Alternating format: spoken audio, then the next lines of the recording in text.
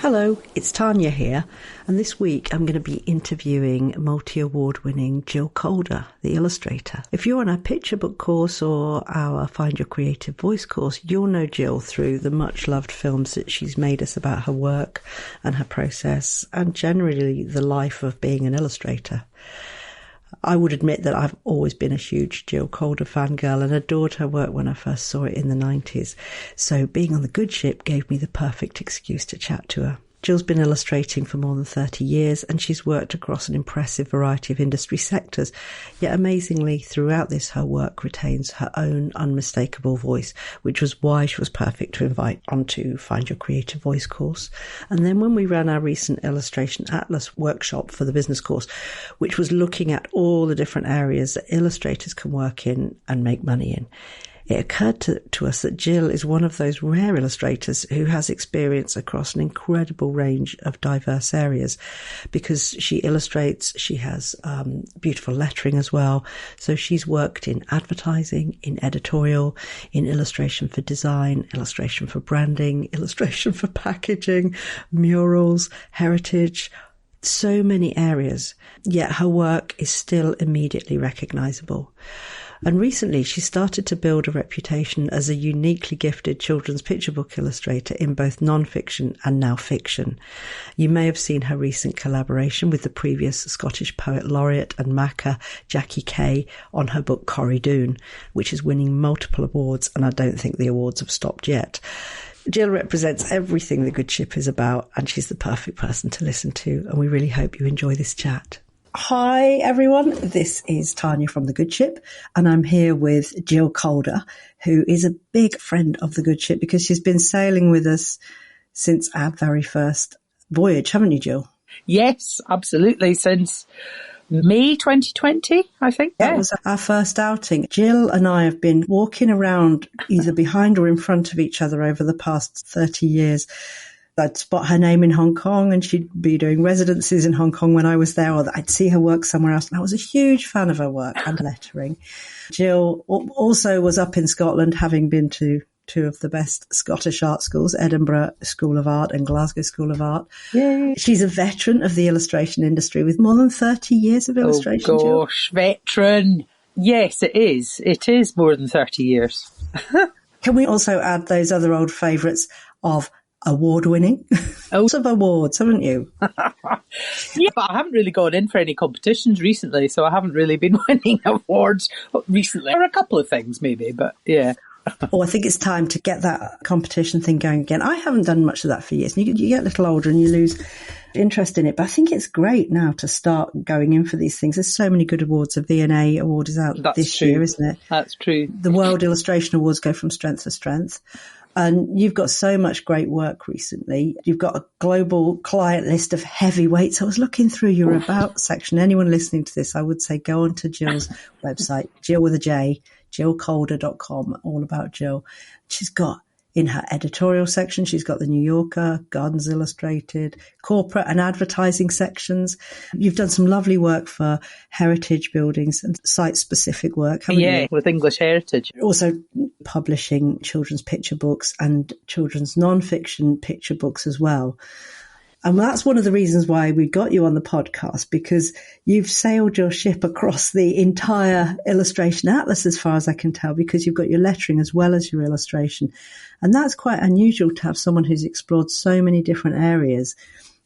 And now you've moored your boat in children's picture books. Sorry, excuse the pun. I'm over. No, it's all good. I have definitely sailed across the illustration atlas and into choppy waters and also doldrums and smooth sailing and all of that. Yeah, I suppose you have to expect that after 30 plus years in the business. I wonder whether other illustrators of the same era have explored the huge variety that you have. A lot of people stay in maybe a couple of areas that suit them. I'm thinking of someone like Marion Duchas, who's also doing picture books now, but did a lot of design and corporate as well. And interestingly, actually, both of your work is so individual in style that it makes sense that it could be applicable to so many different ways of working, because you've not hemmed yourself in by being traditional in any form. You've very much got your own creative voice, so to speak. Yeah.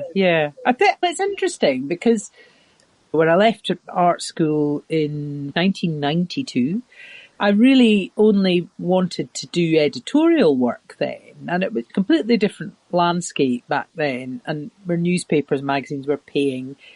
They were, first of all, commissioning lots of illustration and paying you pretty well for it. So I did that for a bit, and then really, if I'm absolutely honest, a lot of the kind of changes of directions in my work, going from editorial work to suddenly doing work that's a bit more for design agencies and things, and sort of corporate work, they've happened by chance. Where someone's taken a risk on me rather than me being massively proactive in trying to get work in that particular field. I think it was about 93, 94. You're talking about my lettering a minute ago. I mean, I sent out some postcards.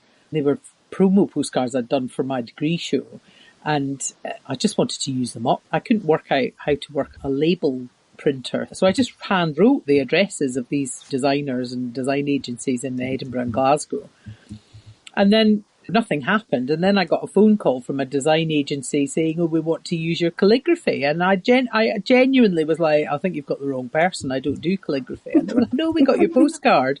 So it's these chance things that happen, and that set me on a course of doing a really lovely job for this agency. It doesn't exist anymore, but it was their 40th anniversary, so they were spending lots of money on it. I suddenly had this beautiful job in my physical portfolio. And then suddenly all other designers, as Tania, they jump on the bandwagon. They go, "Oh, that's a nice job." And they suddenly start to commission you to do all sorts of work for brochures, corporate stuff, annual reports and things like that. So I went from doing editorial work to doing corporate work, paid much better. And I went, "Oh yeah, this is lovely. I like this. This is good fun." It's always nice as well, because the editorial art directors have very good taste, but the art directors in design groups are really nice to work with, aren't they? Yeah. You know, there's a kind of attention to detail. There's a time scale involved in all of this as well, which allows work to be a little bit more considered and a bit more finished. Editorial. Yeah.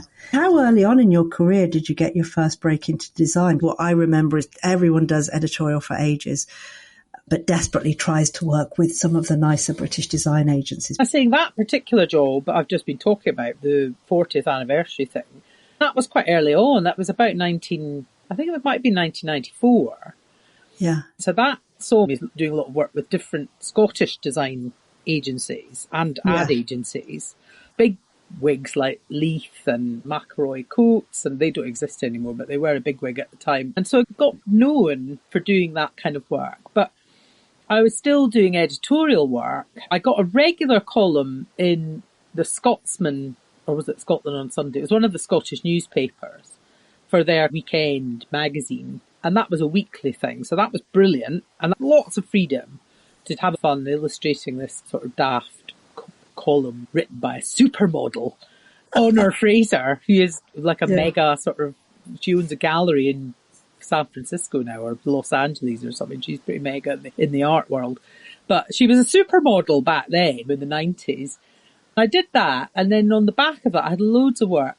I went to London, physically went to London with a portfolio, and I made appointments with folk like the Times, the Sunday Telegraph, various magazines. And then I literally, when the art directors, I think at the Telegraph, gave me a job, the weekly illustration. I was there in the right place at the right time, and he liked my work. That was me starting to get work from places like The Guardian as well. Sometimes you have to take a chance and show people your work, but it's no guarantee that people are actually going to commission you. I mean, that to happen there and then, in the room, while I'd gone down to London for a couple of days. It's great. That in real life thing used to be such a treat. It could be exhausting. And now with the low rates of pay, people just couldn't afford to do a week of portfolio visits with clients, which is a shame because you learn so much from those face-to-face. You understand what someone else is looking for, how they perceive your work and what they see in it and the opportunities. But yeah, art directors don't have the time, nor do illustrators, which is really sad because that was a fantastic experience. Thinking about how your lettering works so beautifully and harmoniously with your illustrations, were you then encouraged by that first interest by a design group to start using them together in the same imagery or illustration jobs as much as possible? Yeah, I suppose I was. I think with my early illustrations, these early ones, let's remind the listeners that they were pre-digital. I was completely without computer from 1992 when I graduated up to about 97, 98. So I was drawing on paper, literally gluing bits on, cut and paste, literally. So, but lettering and things like that was always incorporated into my illustrations, and I think it played out that way until someone actually said, "We'd really like you to do some book cover lettering, or we'd like you to do some lettering for packaging, standalone without illustration." And that kind of went that way for a while. The hand lettering became really popular, didn't it? Fast forwarding it into whatever the kind of, I don't know, from about 2005 or something. I'm making a wild guess there, but there was loads of hand lettering around, and I did some mad jobs that were lettering only. Can you remember your maddest job? The absolute maddest one, which actually was one of the best paying jobs I ever had. It came through my American agent, Friend and Johnston, who are fantastic. And it was about 10 years ago, and it was a very big financial company. Mm-hmm. And they were doing adverts, like proper big billboard advertising and online, every kind of advertising you can think of. And the brief basically was that they wanted handwriting, but in the style, like lots of different people, but I was to do all the handwriting. Oh. They were very specific briefs. One of them was a 9-year-old Korean girl. There was a 65-year-old German professor, male professor, and they were very specific. And there was lots and lots of different characters. And I had to do, these little bits of text, there was about 4 or 5 lines of text for each person. And I just had to do it as handwriting.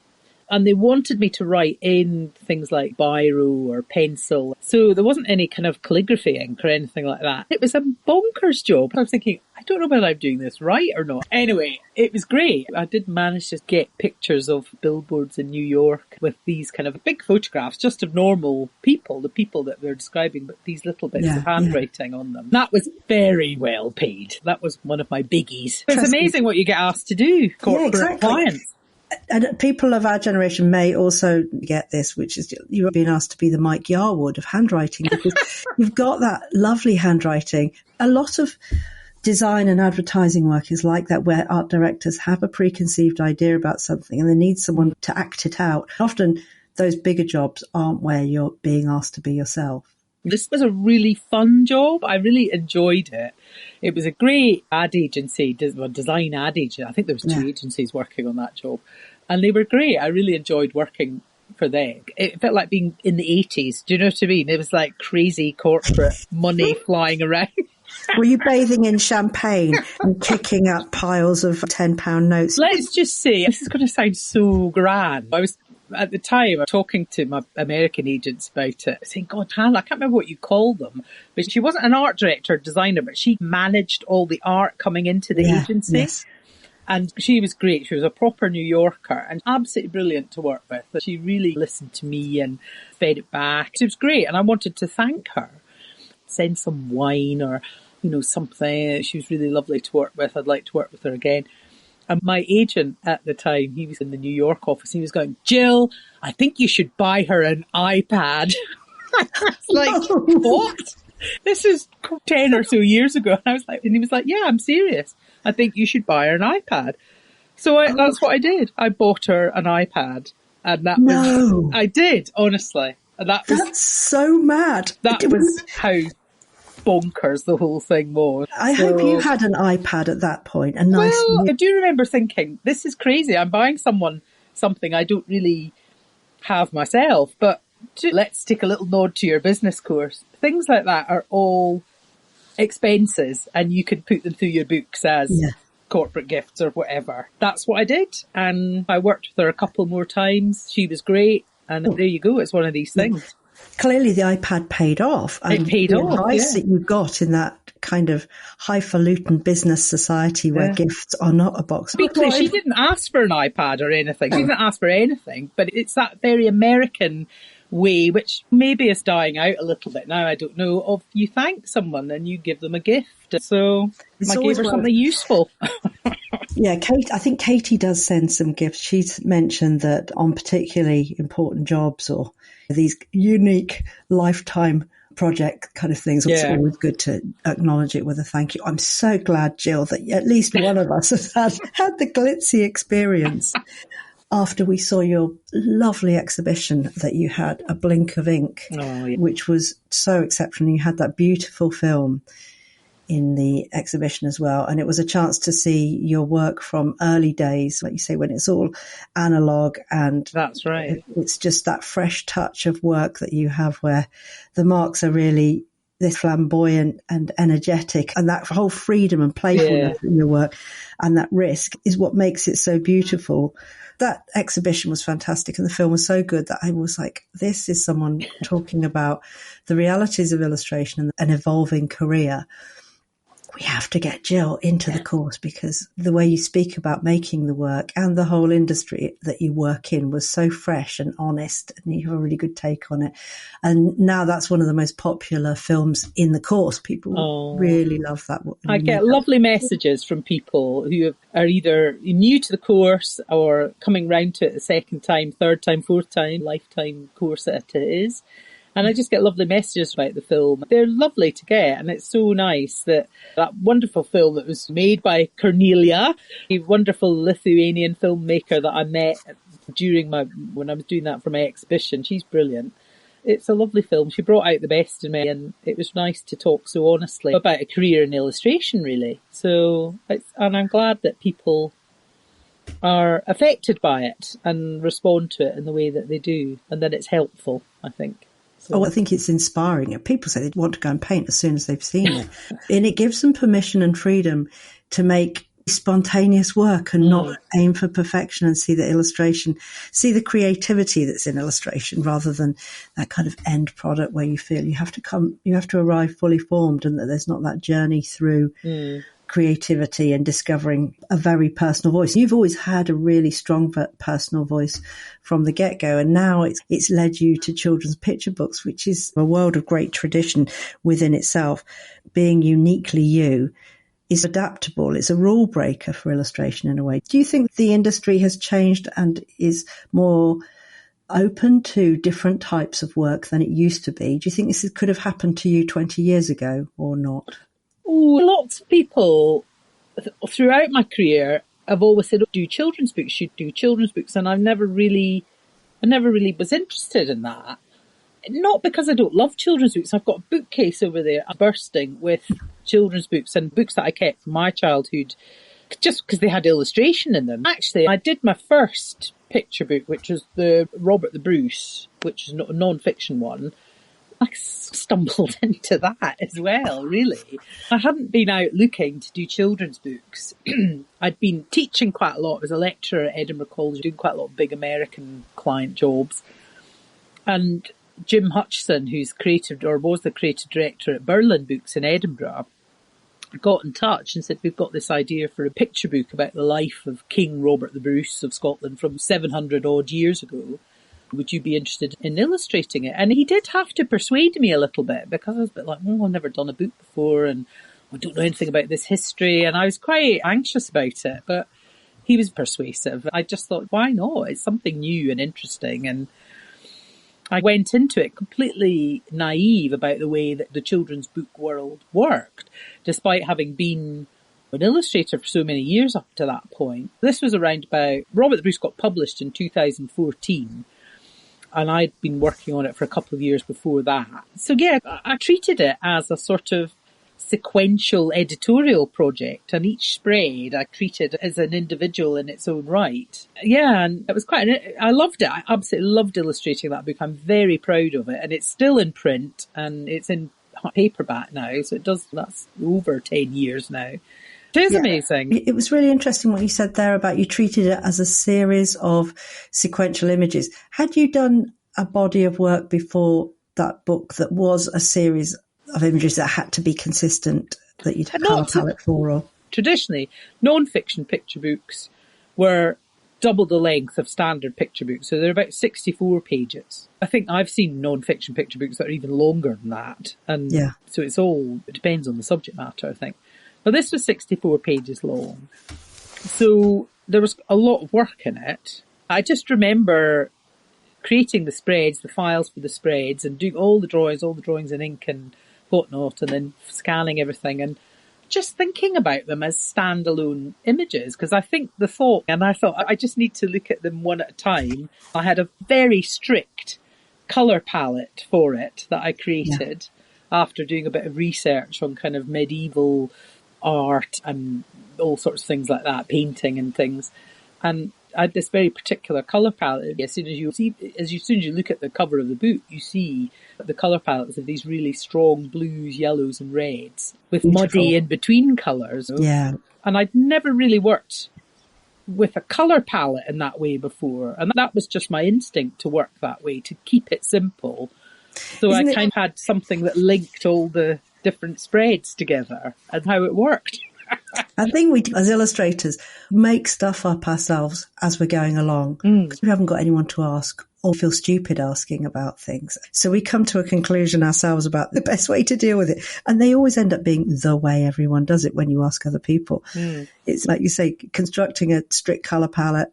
Your drawing has such a strong identity, that's not going to change anyway. So you just anchor it all in the colour palette. In the colour. Can I ask, because our head is very much in the business course at the moment, the nitty gritty in terms of differences, how do the fees compare between non-fiction and fiction? So I've done 3 non-fiction books. So I've done the Picture Atlas and the Sea as well, which were all 64 pages long.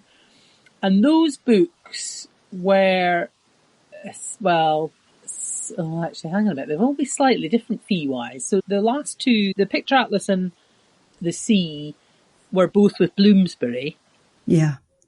When I did the Picture Atlas, that was purely a flat fee. There was no royalties or anything. It was seen as standard. Oh, interesting. Non-fiction, you get offered a kind of fixed fee for that. It was quite a good fee for that.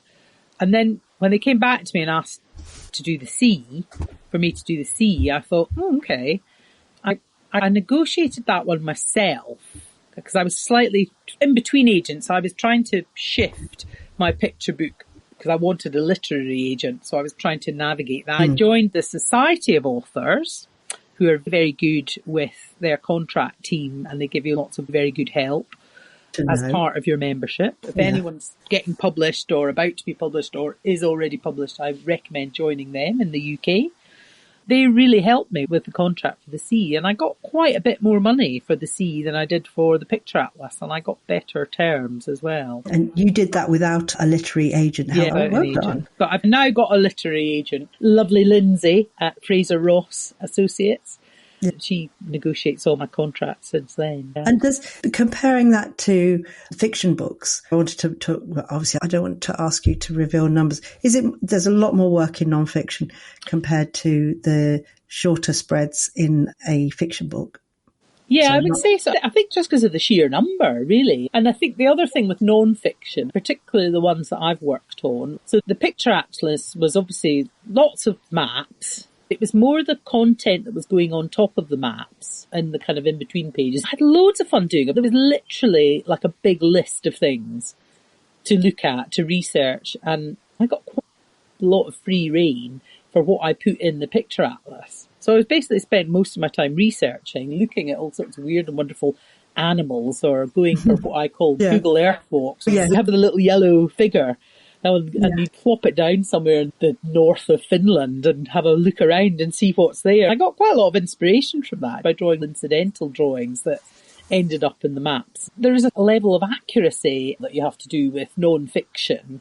Things have to look like they actually are. The way I approached those books, I mean, more the picture atlas, was I treated it like an observational drawing exercise where I was doing a lot of drawing with brush pens rather than, cause I use ink and with the little dropper, little pipette thing that comes with it. I draw quite a lot with that and dip pen and stuff.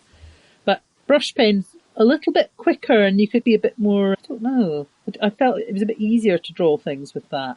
So you get a sketchbook feel, I think, when you look at the picture atlas of a lot of the drawings that I did for that. It's a beautiful book, and I think map books. We were talking to Libby van der Ploeg in the picture book course. We have a non-fiction module, which is really interesting, and she showed us the books she did for Nosy Crow, which I think were Cities of the World. Yeah. The quantity and the level and the depth of research, it's phenomenal. It's the same as yours. It's just a huge amount of work when you compare that to the spreads within a children's picture book. I'd imagine non-fiction takes a lot longer than fiction.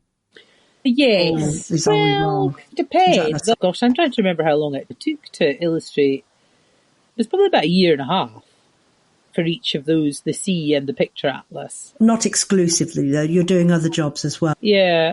I think everything's changed since the pandemic, and I think age-related, and it's all about being in the zone for me now, just being able to concentrate on one thing. Really, and that leads us to the most recent books. Your wonderful Coorie Doon book with Jackie, the superstar Jackie Kay, absolutely. It's a Scottish poet laureate. Is it the Macca? Yes, she was a Macca, I think, from 2016 to 2021.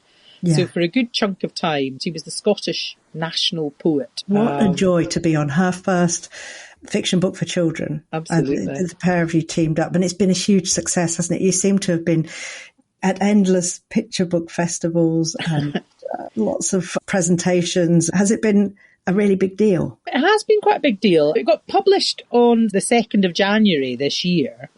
Within 3 months, I think it was March, I got an email from lovely Tania Rosie, who's our editor at Walker, who's a very brilliant picture book writer herself, actually.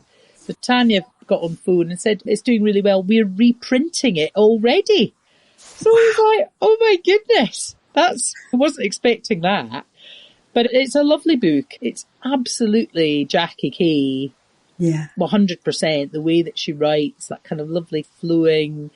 There's a bit of humour in it. It makes people cry as well. The story of this little girl, Shona, and her bedtime, being put to bed, being sung songs by her dad, by her mum. Then you just jump into this whole dreamland of hers. And halfway through the book, it changes into Shona being 60 years old. And her father, in my mind, he was in his 90s. And the roles are reversed a little bit. So it's really a book for everyone. It was amazing to illustrate. It wasn't easy to illustrate I'd never really done anything like that before. For me, it was my first. I was looking at it today. I'm watching Shona age in the book, and you have lots of characters in your illustration. You've always worked with faces and people and different ages, but it must have been quite a challenge to really bring the character of her as a young girl and imbue that in her portrait as an older woman. Yeah, that took quite a lot of work. And I had to age the father as well. It was quite detailed for me. I never tended to do very detailed roughs. But there was a lot of this was going back and forth with the team at Walker Books. Obviously, they were showing it to Jackie. It's quite a personal book for Jackie because it was inspired and dedicated to her mum and dad. So it was important to get the characters. And I had lots of fun aging Shona, though. She's quite a funky 60-year-old with her dungarees and big boots. She's definitely not a little old lady.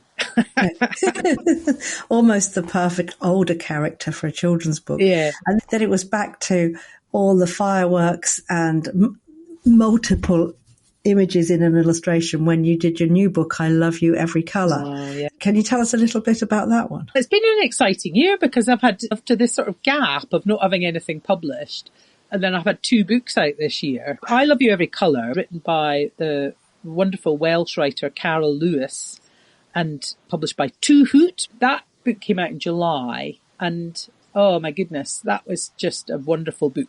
I just really loved doing that. It was colour. I love colour. Yeah, you're the perfect person for it. It's just, the story really is, I think actually I heard Carol was talking about it, and she was saying the story itself is inspired by a 15th century Welsh poem a father wrote to his 5-year-old son. And she's been inspired by that and adapted it. When you look at the text, it is like a poem, very poetic. It's all about colour, and I love you green, I love you purple, I love you silver. It's an illustrator's dream text, absolutely. Isn't it? I had an absolute ball illustrating. I absolutely loved it. It was just wonderful to be so playful with colour and look at it in all its different shades and tones and just have a bit of fun with it. I really enjoyed it. Yeah, it really looks fun. And looking at some of your earlier work, even if it's your editorial work or work from 15 years ago, it's like you've gone through these very specific areas in children's publishing, like biography with Robert the Bruce, and then the maps, and then the C, so subject-specific nonfiction, and then, again, the biography of Coorie Doon. And now it's back to you, that playful, vibrant multiplicity you have in your work with so many things happening across the page. It's like, it's a real you book. I love every colour. Totally. When I look back at some of my early editorial work before I was introducing Photoshop into my work, particularly the I Love You Every Colour book was almost giving a nod to that. A lot of the work I do, I draw in black and white ink, or I draw in a single colour and it gets coloured up in Photoshop. There's always something, and I'm sure I've heard Helen speak about this on previous podcasts and things, but there's always a pull to do something a bit different after you've done a big project and want to change things and just try something a bit different, have a bit more freedom. When I did I Love You Every Colour, Coorie Doon had been very intense, working on it for about 2.5 years in total. With I Love You Every Colour, I wanted to do something very different, so I was working with actual colour and lots of colour ink and everything. Still scanning things in, tweaking in Photoshop, but I just wanted to work with actual colour for that book and be quite playful with it. It's got that sort of signature explosion of colour and joy on the front of it. It feels like the perfect antidote to being very careful with portraiture and all the rest of it. It's like a kind of playtime by comparison, not that the Coorie Doon is... It's just, it shows a different side to you. Which is very different books. They're published in the same year because they show different sides to me as an illustrator. Coorie, it is dreamland. There's a lot of softness in it, and I was using kind of tools and brushes and things in Photoshop that I've never used before, real airbrushy type brushes and things like that, just layering up things, almost like you're layering up sheets of texture, washes and things, and just playing around with them, like glazes basically. So it's got a real soft, dreamlike feel to it. And it's a bedtime book, whereas I Love You Every Colour, it's an explosion of colour and texture and marks and playfulness. So they're very different. But yeah, it's lovely the way those 2 books show your ability to handle emotion and character in illustration through the composition of the pages or the use of colour. Some of those thoughtful pages in Coorie Doon of her sitting at the table playing with the polka dot cup, I've got so much light and atmosphere, and they capture a kind of cinematic moment. You're inside the head of Shona, and then back to I Love Every Colour, which is just that full-on playfulness. It's great that you get to show the whole range of your balance and kind of character and emotion in your work, both in children's picture books in a similar area at the same time. But have you got any plans? What's next? Oh gosh, I'm working on another picture book at the moment. Yeah. So, which is, I'm absolutely loving it. Though I am in the thick of it at the moment. It's quite a quick book. It's for Gecko Press, a New Zealand publisher. They are in the fold of an American publisher. I've had a total brain learner books. I work directly with the team in New Zealand, and it's a New Zealand writer, Claire Maybe, who's wonderful. I met her at Edinburgh Book Festival this year. We had 45 minutes to catch up with each other. We made the most of it. She's written an absolute stormer of a story. It's called Cass and the Beast, and it will come out next September. It's a really strong female character in it, and I love it. I'm having lots of fun with it. I've got lots to do on it, but I've got to get it pretty much finished by the middle of December. Yeah. Then we'll have another look at it again in sort of January, February with sort of final tweaks and additions and things. And then that will be it. But it's been a wonderful process doing all the roughs and thumbnails. I really enjoyed it, and I wanted to keep that energy in the final artwork. That's always the thing, isn't it? Yeah. You're a master at that. Your work always has so much energy. You must know exactly how to do that after so many beautiful, vibrant... Still get stressed about it. I get really anxious about it and procrastinate and chew my fingers. Going, I'm never going to do this, and how am I going to do this? So I get there. Do you make lots of versions to keep that energy? Is it by doing lots of different versions all at the same time, hoping one of them will keep the feeling that you want? But there's a little bit of that. I think it's interesting. The spread I'm working on at the moment is a sort of interior view. Most of this book of Cass and the Beast is outside, but this is an interior scene. And maybe because of that, I've treated it differently, and I've broken it down into parts. And I've drawn the main interior of the room as a oneer. And then there's bits and bobs that are on the wall, and I've drawn them all separately. They're almost like the building blocks. They're the line work in this particular illustration. Today, I've been putting them into place. I try not to overthink it. Although I've done roughs and thumbnails and they've all been approved, I've not really shown the colour element because I like that bit to be the bit that surprises me. So I just have a bit of fun with it, and I've been layering up these layers of texture and scribbly bits. I'm hoping this is going to be a spread that comes together quite quickly. The final artwork for it, called Famous Last Words. We mustn't whisper those cursed words. No. It's a bit like the actor's curse, isn't it? Once you start saying, I'm doing final artwork today, that is the kiss of death. Good luck with the new book, and it's great to speak to this side of your career, having sailed right across the illustration atlas to the other side. It's so interesting to hear. So thanks for coming on. And if anyone wants to see Jill's work, go onto her website, or you'll see her in Pitch Book course and in the Fly Your Freak Find Your Creative Voice course as well. Oh, brilliant. Courses are great. I pop up quite often in the Facebook groups and get involved in the discussions there. It's brilliant. I love good ship illustrations. Oh, we love having you on board. You've always got so many useful and interesting and experienced things to say. We love the wisdom. Thanks, Jill. Thanks so much. And thank you. Hope to catch up with you at a children's picture book festival soon on the next books. Absolutely. Okay. Tania, it's been great. Take care. And you. Bye for now. Bye.